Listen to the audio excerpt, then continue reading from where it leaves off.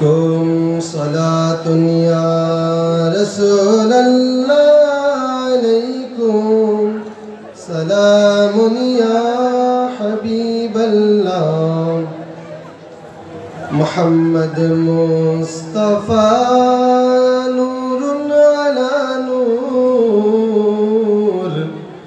حبيبك برياسر تا قدم نور صلاة يا رسول الله عليكم سلام يا صلاة يا رسول الله عليكم سلام يا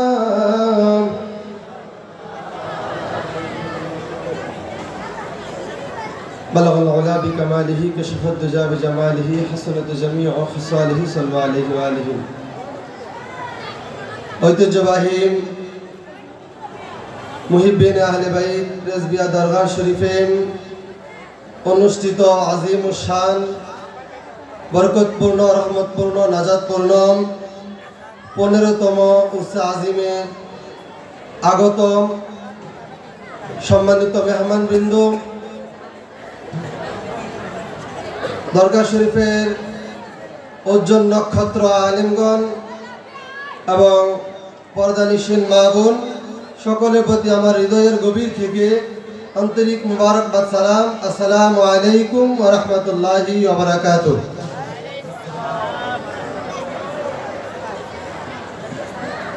আমাকে হুজুর কেবলা একটি বিষয় দিয়েছেন, সে বিষয়ে সংক্ষিপ্ত আলোচনা করব।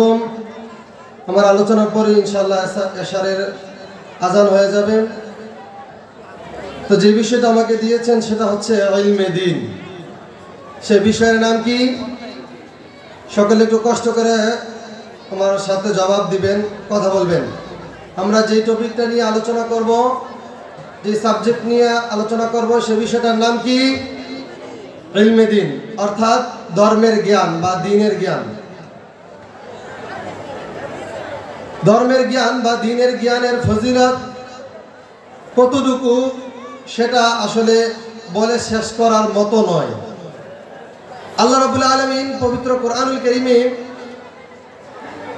অনেকগুলো আয়াতে কারিমা শুধুমাত্র ইলমে দ্বীন সম্পর্কে, ইলমে দ্বীনের গুরুত্ব ফজিলত বর্ণনা করতে গিয়ে উল্লেখ করেছেন। যারা বলেন সুবহানাল্লাহ। তন্মধ্যে একটি আয়াত হচ্ছে আল্লাহ রাব্বুল আলামিন ফরমান, ইয়ারফা'ুল্লাহু আল্লাযীনা আমানু মিনকুম ওয়াল্লাযীনা উতুল ইলমা দারাজাত। আল্লাহ ফরমান, ওই সমস্ত ব্যক্তিদের মর্যাদা, ঈমানদারদের মধ্য থেকে ওই সমস্ত ব্যক্তিদের মর্যাদা, শান, আজমত, ইজ্জত আমি রব্বি কারীম বাড়িয়ে দিয়েছি, বৃদ্ধি করে দিয়েছি। ওয়াল্লাযীনা উতুল ইলমা, যাদেরকে এলেম দেওয়া হয়েছে। যারা বলেন সুবহানাল্লাহ। যারা আলেম হয়েছে, দ্বীনের জ্ঞান অর্জন করেছে, তাদের মর্যাদা, তাদের শান আজমত আমি আল্লাহ তাআলা বৃদ্ধি করে দিয়েছি, বাড়িয়ে দিয়েছি। যারা বলেন সুবহানাল্লাহ। তাহলে সাধারণ মানুষ আর আলেম কি এক জিনিস? যারা বলেন এক জিনিস? এক জিনিস নয়, কখনোই এক জিনিস হতে পারে না, এক রকম হতে পারে না। প্রিয় হাজরিন, আলেমদের মর্যাদা কতটুকু সেটা বোঝার জন্য আল্লাহ রাব্বুল আলামিন কোরআনুল কারীমের অন্য এক আয়াতে কারিমা ফরমান, আল্লাহ রাব্বুল আলামিন ফরমান, ইন্নামা ইয়াখশাল্লাহা মিন ইবাদিহিল উলামা। যারা বলেন সুবহানাল্লাহ। আল্লাহ ফরমান, শুধুমাত্র আমি আল্লাহকে তারাই ভয় করে যারা আলেম। যারা বলেন সুবহানাল্লাহ। ইন্নামা শব্দটা, এই হরফটা, এটা যে বাক্যের শুরুতে আছে, আলেমরা ওলামায়ে কেরাম বলতে পারবে, সেই বাক্যটা হয়ে যায় কালিমাতুল হাসার, অর্থাৎ নির্দিষ্টকরণের কালিমা। তো আল্লাহ রাব্বুল আলামিন আয়াতের শুরুতে ইন্নামা শব্দ যোগ করে, অর্থাৎ যারা ইমানদারদের মধ্যে ইন্নামা ইয়াখশাল্লাহ, শুধুমাত্র আল্লাহকে ভয় করে তারাই যারা হচ্ছে আলেম। যারা বলেন সুবহানাল্লাহ। তারা আল্লাহকে তারাই ভয় করে যারা আলেম। এই আয়াতটা উল্লেখ করে আল্লাহ রাব্বুল আলামিন এটাই বোঝাতে চাচ্ছেন, হে আমার বান্দারা, তোমরা আর আলেমরা এক জিনিস নয়। তোমাদের মর্যাদা আর আলেমের মর্যাদা এক হতে পারে না। কথা বলেন ঠিক না ঠিক? আলেমদের মর্যাদা, আলেমদের শান আজমত অনেক উপরে, অনেক উপরে। যারা বলেন সুবহানাল্লাহ। আমরা যদি হাদিসে কারিমার দিকে লক্ষ্য করি যে আলেমদের মর্যাদা কেমন, নবী করিম সাল্লাল্লাহু আলাইহি ওয়াসাল্লাম ইরশাদ করছেন, নবীজি ফরমান, নবী করিম সাল্লাল্লাহু আলাইহি ওয়াসাল্লামের দরবারে দুই ব্যক্তি সম্পর্কে আলোচনা হচ্ছিল। রাজুলুন আহাদুহুমা আবিদু ওয়াল আখিরু আলিমুন। একজন ব্যক্তি ছিল আবেদ, ইবাদতকারী, আরেকজন ব্যক্তি ছিল আলেম। যারা বলেন সুবহানাল্লাহ। কয় ব্যক্তি সম্পর্কে নবীজির দরবারে আলোচনা হচ্ছে? দুই ব্যক্তি। এক ব্যক্তি যে ছিল আবেদ, ইবাদতকারী, তাহাজ্জুদকারী, পাঁচ ওয়াক্ত নামাজ পড়ে এবং আল্লাহ তাআলার আদেশ নিষেধ মানে, রোজা রাখে, দান সদকা করে, এক কথায় দিনরাত ইবাদতের মধ্যে থাকে। সে হয় আবেদ, ইবাদতকারী। সে ইবাদতকারী এবং একজন আলেমের আলোচনা নবীজির দরবারে হচ্ছে। নবী করিম সাল্লাল্লাহু আলাইহি সাল্লাম ফরমান, হে আমার সাহাবীরা শুনে রাখো, একজন আলেমের মর্যাদা আবেদের তুলনায় তত বেশি, যত বেশি মর্যাদা আমি নবী করিমের তোমাদের মধ্য থেকে সর্বনিম্ন ব্যক্তির চেয়ে আমি নবীর মর্যাদা যত মহান, যত বেশি, একজন আবেদের চেয়ে একজন আলেমের মর্যাদা আল্লাহর কাছে তত বেশি। আর যারা বলেন না সুবহানাল্লাহ। নবীজি সাহাবীদেরকে লক্ষ্য করে বলছেন, আদনাকুম, তোমাদের মধ্যে সর্বনিম্ন ব্যক্তি আবু বকরকে বলেন নাই, হযরত ওমর কে মিসাল দিয়ে, উদাহরণ দিয়ে বলেন নাই, হযরত ওসমান বিন নুরাইনকে एग्जांपल দিয়ে বলেন নাই, হযরত আলী মুর্তজাকে উদাহরণ দিয়ে বলেন নাই। নবীজি বলছে, সাহাবীরা, তোমাদের মধ্যে সর্বনিম্ন ব্যক্তির তুলনায় আমি নবীর করিম রউফুর রহিম সাল্লাল্লাহু আলাইহি ওয়াসাল্লামের মর্যাদা যত মহান, যত বেশি, যত বেশি, ঠিক তত বেশি একজন আবেদের তুলনায় একজন আলেমের মর্যাদা। চিৎকার দিয়ে বলেন সুবহানাল্লাহ। তাহলে আলেমের মর্যাদা প্রধানমন্ত্রীর চেয়ে কম না বেশি? দুনিয়ার প্রধানমন্ত্রীর চেয়ে কম না বেশি? দুনিয়ার প্রেসিডেন্টের চেয়ে কম না বেশি? তাহলে একজন আলেমের মর্যাদা দুনিয়ার প্রেসিডেন্টের চেয়ে লক্ষ কোটি গুণ বেশি। ঠিক কিনা জোরে বলেন? প্রিয় হাজরিন,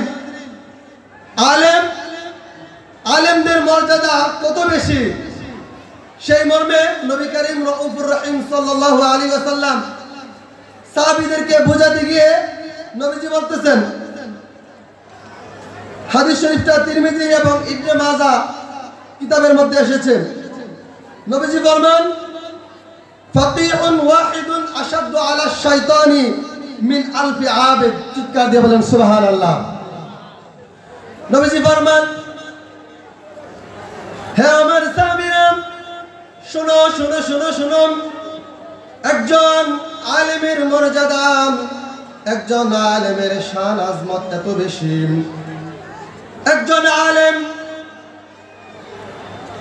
ওয়াহিদুন আশাদ্দু আলা শাইতানি মিন আলফি আবিদ, 1000 ইবাদতকারী শয়তানের মোকাবেলায় যেমন শয়তানের মোকাবেলা যতটুকু না করতে পারেন, একজন আলেম, একজন আল্লাহর নৈকট্যশীল বান্দা, একজন ধর্মের জ্ঞানী, তা সে 1000 ইবাদতকারীর চেয়েও শয়তানের সাথে লড়াই করার ক্ষেত্রে বেশি অগ্রগামী হয়ে যায়। জোরে বলেন সুবহানাল্লাহ।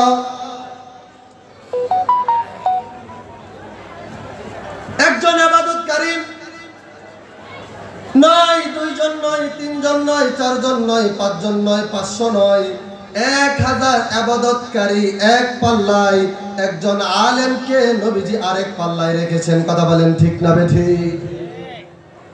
নবীজি ফরমান ইবাদতকারী 1000 হলেও সে যে কোনো মুহূর্তে গুমরাহ হতে পারে, পথভ্রষ্ট হতে পারে, কিন্তু একজন আলেম, একজন ধর্মের জ্ঞানী ব্যক্তি, সে কোনো অবস্থাতেই পথভ্রষ্ট হতে পারে না। কথা বলেন ঠিক না বেঠিক?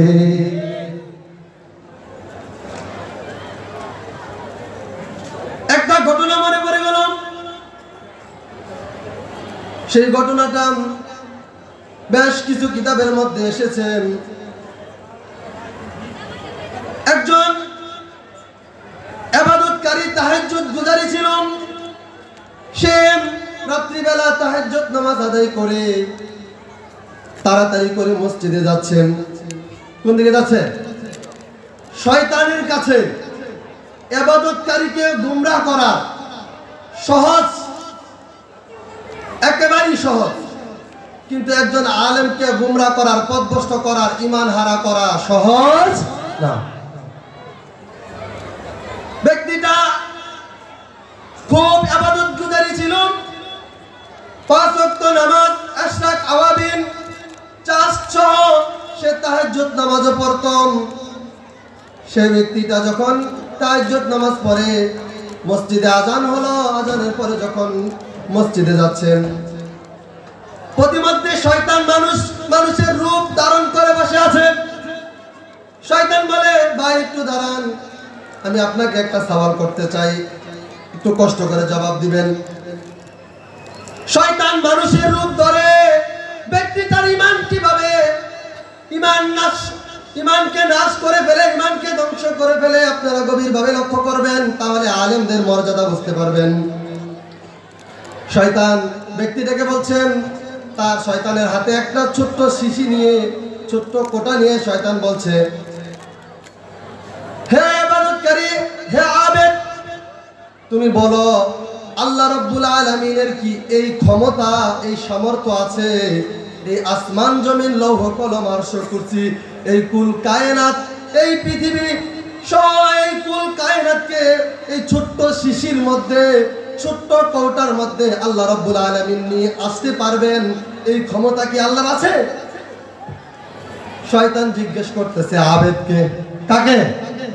জোরে বলেন, কাকে? ইবাদত গুজারিকে শয়তান জিজ্ঞেস করছেন। সেই ইবাদতকারী উত্তর দিচ্ছেন, এত বড় আসমান জমিন, লৌহ কলম আরশ কুরসি, এত বড় জিনিস, এত বড় বস্তু ছোট্ট একটা শিশির মধ্যে আল্লাহ রাব্বুল আলামিন কিভাবে আনবেন? এটা সম্ভব না। নাউজুবিল্লাহ বলেন। আল্লাহর জন্য সম্ভব কি সম্ভব না? ছোট্ট শিশির মধ্যে এই আসমান জমিনকে নিয়ে আসা আল্লাহর জন্য কি অসম্ভব?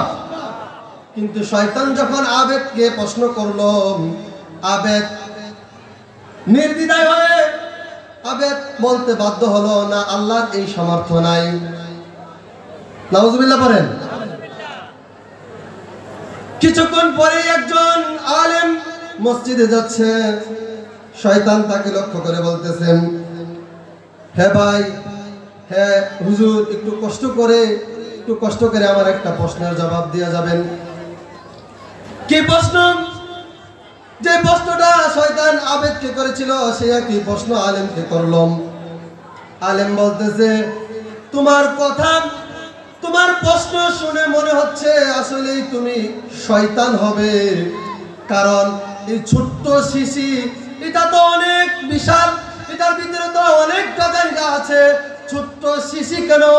একটা সুয়ের সামান্য ছিদ্রর মধ্যে এই কুল কায়নাত, একটা না, লক্ষ কোটি কুল কায়নাত আল্লাহ রাব্বুল আলামিন নিয়ে আসতে পারে।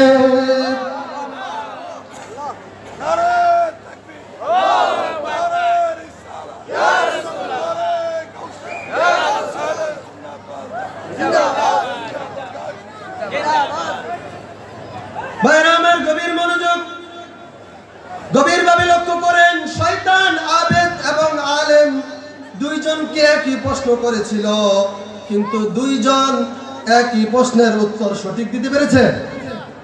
একজন প্রশ্ন করার পরে নির্দ্বিধায় ব্যক্তিটা ঈমান হারা হয়ে গেছে প্রশ্নের জবাব দিয়ে। অন্যজন ঈমান হারা তো হয় নাই, বরং শয়তান হিসাবে তাকে স্বীকৃতি দিয়ে দিয়েছে।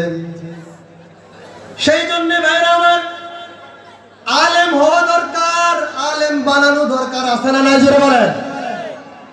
আজকে সমাজের মধ্যে এত ফিতনা ছড়াচ্ছে কারা? এই বাতিল আলেমরা। কথা বলেন ঠিক না বেঠিক? ব্যাঙের ছাতার মতো প্রত্যেক গ্রামে গ্রামে এই বাতিলরা প্রতিষ্ঠান করে তাদের সন্তানদেরকে বাতিল আলেম বানিয়ে আজকে আমাদের দেশটাকে নজদি ওয়াহাবিদের দেশ বানিয়ে ফেলার চেষ্টা করা হচ্ছে। কথা বলেন ঠিক না বেঠিক? এই দেশ ওলি আল্লাহর দেশ, এই দেশ শাহজালালের দেশ, এই দেশ শাহপরানের দেশ। কথা বলেন ঠিক না বেঠিক? এই দেশ কোন ওয়াহাবি নজদিদের দেশ নয়। কথা বলেন ঠিক না বেঠিক? সেই দেশকে আজকে তারা তাদের দখলে নেওয়ার সর্বাত্মক চেষ্টা চালিয়ে যাচ্ছে। এই কঠিন পরিস্থিতির মধ্যে ভাইরা আমার, এই কঠিন পরিস্থিতির মধ্যে সেই 1400 বছর আগে নবী করিম রউফুর রহিম সাল্লাল্লাহু আলাইহি ওয়াসাল্লাম এবং তার সাহাবায়ে কেরাম, তারপরে তাবেঈনগণ যে ইসলাম প্রতিষ্ঠিত করে গিয়েছেন, যে ইসলাম রেখে গিয়েছেন, সেই ইসলাম টিকে থাকার জন্য, টিকে রাখার জন্য আলেম হওয়া ছাড়া কোনো বিকল্প রাস্তা নাই। কথা বলেন ঠিক না বেঠিক? আলেম বানানো ছাড়া কোনো বিকল্প রাস্তা নাই। আজকে বড় অবাক লাগে, বাতিলদের যারা বাতিল কঠোরপন্থী, বেশিরভাগ আপনারা খেয়াল করবেন, তারা তাদের 2টা সন্তান হোক, 3টা হোক, 5টা হোক, সবগুলারে তারা মাদ্রাসায় পড়ায়। কথা বলেন ঠিক না বেঠিক? তারা সবগুলারে মাদ্রাসায় দিয়ে রাখে। কিন্তু বড় আফসোস, আমরা সুন্নিরা, আহলে হক, আমরা সেটা করতে পারি না। কথা বলেন ঠিক না বেঠিক? আমরা আমাদের সন্তানদেরকে মাদ্রাসায় পড়াতে পারি না। আমরা আমাদের ছেলে মেয়েদেরকে মাদ্রাসায় পড়ানোর জন্য আমরা চেষ্টা করি না। ভাইরা আমার, যদি আমরা আমাদের সন্তানদেরকে মাদ্রাসায় না পড়াই, যদি আজকে আমরা জায়গায় জায়গায়, গ্রামে গ্রামে, মহল্লায় মহল্লায় এই বাতিলদের মতন প্রতিষ্ঠান গড়ে না তুলি, মনে রাখবেন আগামী 20-50 বছর পরে বাংলার জমিনে আপনি কুপি নিয়ে ঘরে ঘরে খুঁজলেও সুন্নিদের অস্তিত্ব পাবেন না। কথা বলেন ঠিক না বেঠিক? সুন্নিদের অস্তিত্ব বিলীন হয়ে যাচ্ছে। সেই কঠিন পরিস্থিতিতে আমরা আহলে সুন্নাত ওয়াল জামাত, আমরা আউলিয়ায়ে কেরামের উত্তরসূরি, আমরা আউলিয়ায়ে কেরামের অনুসারী, আমরা সাহাবায়ে কেরামের প্রকৃত অনুসারী, সেই হিসাবে আমরা আমাদের সন্তানদেরকে মাদ্রাসায় পড়ানোর দরকার আছে না নাই জোরে বলেন? আরে জোরে বলেন, আছে না নাই? ভাইরা আমার, যদি বাংলাদেশের প্রধানমন্ত্রী, বর্তমান অন্তর্বর্তী সরকার যদি ঘোষণা দেয় যে আপনারা যারা চাবেন আপনাদের সন্তানদেরকে আপনারা প্রেসিডেন্ট বা উপদেষ্টা বানাতে পারবেন, আপনারা যারাই ইচ্ছা পারবেন আবেদন করেন। বাংলার জমিনে এমন কোন মানুষ পাওয়া যাবে যে উপদেষ্টা হইতে চায় না? কথা বলেন। সবাই সরকারে যেতে চায়, সবাই নেতৃত্ব দিতে চায়। এই তো দুনিয়ার নেতৃত্ব, কুল কায়নাত, আখিরাতের নেতৃত্বের দিকে আমাদের মনোনিবেশ নাই। আখিরাতের নেতৃত্ব যারা পাবে, দুনিয়ার প্রধানমন্ত্রী, এমপিদের কি মর্যাদা, আখিরাতে তার চেয়ে লক্ষ কোটি গুণ বেশি মর্যাদা একজন হাফেজ আলেমের মা বাবাকে আল্লাহ দিবে। ঠিক কিনা জোরে বলেন? ভাইরা আমার, সেই জন্য আমরা আমাদের সন্তানদেরকে স্কুল কলেজে পড়াচ্ছি। দুনিয়ার জমিনে কোনো ফায়দা পাবো গ্যারান্টি দিতে পারবো? জোরে বলেন, গ্যারান্টি দিতে পারবো? আমার সন্তান ম্যাজিস্ট্রেট হয়ে, ডাক্তার হয়ে, ইঞ্জিনিয়ার হয়ে আমাকে দেখবে, আমাকে খাওয়াবে, গ্যারান্টি আছে? গ্যারান্টি আপনি দিতে পারবেন? বাংলাদেশের জরিপ অনুযায়ী দেখা যাচ্ছে বেশিরভাগ ডাক্তার, ইঞ্জিনিয়ার, ম্যাজিস্ট্রেটের মা বাবারা বৃদ্ধাশ্রমে রয়েছে। ঠিক কিনা জোরে বলেন? যে সন্তানকে আপনি কুলিপুটি করে মানুষ করেছেন, যে সন্তানের জন্য দিন রাত এক করে দিয়েছেন, মাথার ঘাম পায়ে ফেলেছেন, সেই সন্তান যদি আপনার বৃদ্ধকালে আপনাকে বৃদ্ধাশ্রম পাঠিয়ে দেয়, আপনাকে কষ্ট দেয়, তার চেয়ে আরো দুর্ভাগার আর কিছু আছে? আরো কষ্টের কিছু আছে? এটার জন্য অন্য কেউ দায়ী নয়, এটার জন্য আপনি নিজেই দায়ী। কারণ আপনি আপনার সন্তানকে ইলমে দ্বীনের শিক্ষা দেন নাই। কথা বলেন ঠিক না বেঠে? পেয়ারা হাজরিন, একজন আলেমের মর্যাদা কত বেশি, কত মহান, সেটা আমি বলে শেষ করতে পারবো না। শুধু এতটুকু বলছি, নবী করিম সাল্লাল্লাহু আলাইহি ওয়াসাল্লাম, হাদিসটা মুসলিম শরীফের মধ্যে এসেছে, নবীজি বলবেন, ইজা মাতাল ইনসানু ইনকাতা আনহু আমালু, জোরে বলেন সুবহানাল্লাহ, ইল্লা মিন সালাসাতিন। নবীজি ফরমান, যখন কোনো মানুষ মৃত্যুবরণ করে তখন তার সমস্ত আমল বন্ধ হয়ে যায়। বন্ধ হয়ে যায় কি যায় না? আপনি মৃত্যুবরণ করলে আপনার আমলনামা কি জারি থাকবে? বন্ধ হয়ে যাবে। এটাই নবীজি বলছেন। কিন্তু নবীজি বলছেন ইল্লা মিন সালাসা, তিনটা কাজ যারা করে যাবে তারা মৃত্যুবরণ করলেও তাদের আমলনামায় সওয়াব যোগ হওয়া বন্ধ হবে না। চিৎকার দিয়ে বলেন সুবহানাল্লাহ। এক নাম্বার কি? মিন সাদকাতিন জারিয়াতিন। এক নাম্বার হচ্ছে সাদকায়ে জারিয়া। আপনি একটা মসজিদ করেছেন, একটা মাদ্রাসা করেছেন, এই মসজিদ মাদ্রাসা যতদিন করেছেন, যতদিন থাকবে, ততদিন আপনার আমলনামায় সাদকা জারিয়ার সওয়াব পৌঁছবে। কথা বলেন ঠিক না বেঠে? আও ইলমিন ইউনতাফাউ বিহি। দুই নাম্বার হচ্ছে এমন ইলম যার দ্বারা সে উপকৃত হয়, যার দ্বারা সে কি হয়, অর্থাৎ নিজে আলেম হওয়া। যদি কোনো ব্যক্তি আলেম হয়, সে আরো অসংখ্য ছাত্রকে আলেম বানায় কি বানায় না? সে অসংখ্য কিতাবাদি রচনা করে যায়, তার এই ছাত্রদের দ্বারা, তার এই কিতাব রচনার দ্বারা যত সওয়াব হবে, সে কবরে শুয়ে সে তার সওয়াব সমানভাবে সে কবরের মধ্যে থেকে পাবে। জোরে বলেন সুবহানাল্লাহ। তিন নাম্বার হচ্ছে আওয়ালাদিন সালেহ, নেককার সন্তান। জোরে বলেন সুবহানাল্লাহ। কি সন্তান? নেককার সন্তান। নেককার সন্তান সচরাচর আলেম কিংবা মাদ্রাসায় যারা পড়ে তারা হয় না স্কুল কলেজে হয়? কথা বলেন, নেককার সন্তান কোথায় হয়? নেককার সন্তান কোথায় বানানো হয়? মাদ্রাসায়। এই জন্য আপনাদের সন্তানদেরকে কোথায় পড়াবেন? জোরে বলেন, কোথায় পড়াবেন? রাজি আছেন ইনশাআল্লাহ? আপনি যদি আপনার সন্তানকে মাদ্রাসায় পড়ান, মনে রাখবেন নিঃসন্দেহে কিয়ামতের ময়দানে আপনি বর্তমানে এমপি, মন্ত্রী বা ম্যাজিস্ট্রেটরা যত সম্মানী, যত মর্যাদাবান, তার চেয়ে লক্ষ কোটি গুণ বেশি মর্যাদাবান হবেন। ঠিক কিনা জোরে বলেন? হাদিস শরীফে এসেছে, একজন হাফেজ, ফাকাত হাফেজ, যে শুধুমাত্র হাফেজ হয়েছে, তার মা বাবাকে কিয়ামতের ময়দানে আল্লাহ রাব্বুল আলামিন এমন নূরের মুকুট দান করবেন যার উসিলায় সমস্ত কিয়ামত আলোকিত হয়ে যাবে। জোরে বলেন সুবহানাল্লাহ। আরো জোরে বলেন সুবহানাল্লাহ।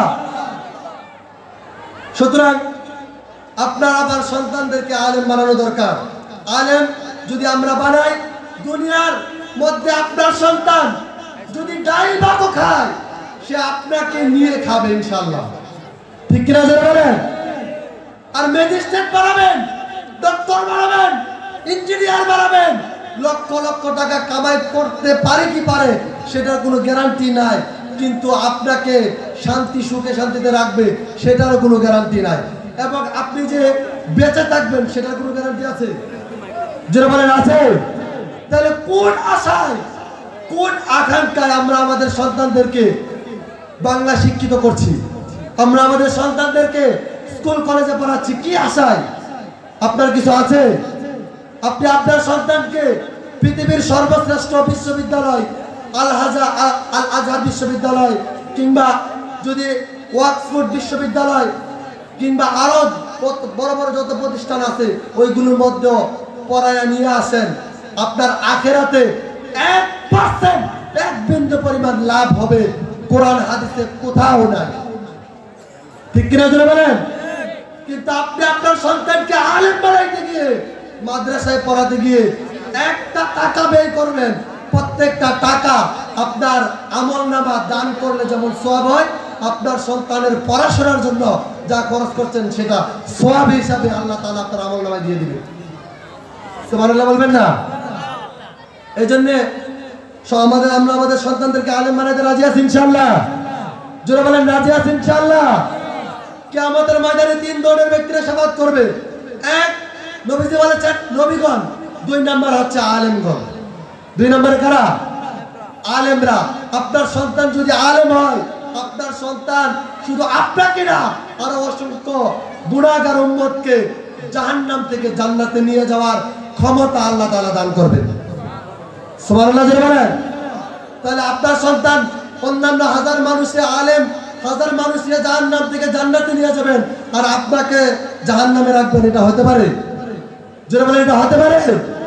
আপনার তাহলে জামে কথা, মূল কথা, সামগ্রিক কথা একটাই, সেটা হচ্ছে আপনি যদি আপনার সন্তানকে আলেম বানান, মাদ্রাসায় পড়ান, নবীর আদর্শের উপর প্রতিষ্ঠিত করেন, তাহলে কিয়ামতের ময়দানে আপনার সুখ শান্তি নিশ্চিত। সুবহানাল্লাহ বলেন। ঠিক কিনা জোরে বলেন? আল্লাহ তাআলা যেন আমাদেরকে তৌফিক দান করে, সকলে জোরে পড়ি আমিন। 1 মিনিট আমি আরেকটা হাদিস বলে শেষ করে দিচ্ছি। এই হাদিসটা মুসলিম শরীফের মুকাদ্দমায় এসেছে। হযরত ইবনে সিরিন রাদিয়াল্লাহু তাআলা আনহু থেকে বর্ণিত। আমরা আমাদের সন্তানদেরকে কোথায় পড়াবো, কার কাছে পড়াবো, সেটার একটা দিক নির্দেশনা এই হাদিসের মধ্যে দেওয়া হয়েছে। হযরত ইবনে সিরিন বলেন, ইন্না হাযাল ইলমা দীনুন ফানজুরু আম্মান তাখুযুনা দীনাকুম, রাওয়াহু মুসলিম। জোরে বলেন সুবহানাল্লাহ। ইমাম ইবনে সিরিন রাদিয়াল্লাহু তাআলা আনহু তিনি বলেন, হে জগতের মানুষ, তোমরা তোমাদের সন্তানদেরকে কিংবা তোমরা নিজেরা ইলম অর্জন করার আগে তোমরা লক্ষ্য করো ব্যক্তিটার আমল, ব্যক্তিটার আকীদা, আমল ঠিক আছে কিনা। ঠিক কিনা জোরে বলেন? ব্যক্তিটার 2টা জিনিস লক্ষ্য করতে হবে। সে যত বড় স্কলার হোক, যত বড় কণ্ঠ হোক, সে যত বড় শিক্ষা প্রতিষ্ঠান থেকে ডিগ্রি নিয়ে আসুক না কেন, তার মধ্যে যদি 2টা জিনিস না থাকে, তার কাছে নিজেও ইলম অর্জন করা যাবে না, অন্য কাউকে করানো যাবে না। হারাম, বিলকুল হারাম। ঠিক কিনা জোরে বলেন? 1 নাম্বার দেখতে হবে ব্যক্তিটার আকীদা সহি কিনা। আপনি যার কাছ থেকে ইলম শিখবেন, যার ওয়াজ শুনবেন, ব্যক্তিটার আকীদা যদি ঠিক না থাকে, সাথে সাথে বয়কট করতে হবে। রাজি আছেন ইনশাআল্লাহ? ব্যক্তিটার আকীদা আহলে সুন্নাতের কিনা, ব্যক্তিটার আকীদা কি নবী বিদ্বেষী কিনা, ব্যক্তিটার আকীদা কি ওয়াহাবি, সালাফি, লামাযহাবি, দেওবন্দি, তাবলিগি কিনা, এইগুলো লক্ষ্য করবেন আগে। যখন এগুলো পরিপূর্ণ হবে, তারপর লক্ষ্য করতে হবে ব্যক্তিটা আমলদার কিনা। ব্যক্তিটা কি কিনা? আমলদার কিনা, 5 ওয়াক্ত নামাজ পড়ে কিনা, শরীয়ত বিরোধী কোনো কিছু করে কিনা। প্রকাশ্য যদি শরীয়ত বিরোধী কোনো কিছু করে, তাহলে তার কাছ থেকে ইলম শিখাও ঠিক না। কথা বলে ঠিক না বেঠে? শার্ট প্যান্ট পরে তার মুখ থেকে হাদিস আসলে তার কথা বিশ্বাস করা যাবে না, কারণ তার মধ্যে রাসূলুল্লাহর আদর্শ নাই। ঠিক কিনা জোরে বলেন? শার্ট প্যান্ট পরে এরকম ব্যক্তিদের অনুসারী আমাদের বাংলাদেশে অভাব নাই। কথা বলেন ঠিক না বেঠে? আমি নাম বলতেছি না, আপনারা আলাকিনু তাকফিল ইশারা দিয়ে বুঝে নেবেন। সুতরাং 2টা জিনিস তার মধ্যে ঠিকঠাক থাকবে, সে যত বড়ই সেলিব্রিটি হোক, যত বড়ই সে জ্ঞানী অধিকারী হোক, তার কাছ থেকে দ্বীনের জ্ঞান, ধর্মের জ্ঞান অর্জন করা যাবে সম্পূর্ণ হারাম, হারাম, হারাম। ঠিক কিনা জোরে বলেন? আর যদি আপনারা অমান্য করে এই ব্যক্তিগুলোর আমল এবং আকীদা এই দুইটা জিনিস দেখে না দেখে তারপরেও যদি আপনারা তাদের কাছ থেকে ইলম অর্জন করেন, নবীজি বলছেন লা ইউদিল্লুনাকুম ওয়া লা ইফতিনুনাকুম। মুসলিম শরীফের হাদিস, নবীজি বলছে তোমরা গোমরা হয়ে যাবে, তোমরা পথভ্রষ্ট হয়ে যাবে, তোমাদের ঈমান চলে যাবে এই সমস্ত ব্যক্তিদের যদি আলোচনা তোমরা শোনো। যাই হোক, আল্লাহ রাব্বুল আলামিন যা শুনেছি, যা বুঝেছি, আল্লাহ তাআলা যেন আমাদেরকে আমল করার তৌফিক দান করে। সকলে জোরে পড়েন আমিন। আমরা আমাদের সন্তানদেরকে যেন মাদ্রাসায় পড়িয়ে দ্বীনের আলেম বানিয়ে পরকালে বাদশাহী অর্জন করতে পারি। আল্লাহ তাআলা আমাদের সকলকে কবুল মঞ্জুর করুন। সকলে জোরে পড়েন আমিন। ওয়া আখিরি দাওয়ানা আলহামদুলিল্লাহি রাব্বিল আলামিন। আসসালামু আলাইকুম ওয়া রাহমাতুল্লাহ। আমাদের এখন ঈশার নামাজ এবং লাইলাতুল বারাতের নামাজ অনুষ্ঠিত হবে। আমরা প্রস্তুতি নিব। জামাত একটা হবে একসাথে মসজিদ এবং প্যান্ডেলে। অন্যান্য সময় যেভাবে জামাত হয় সেভাবে হবে।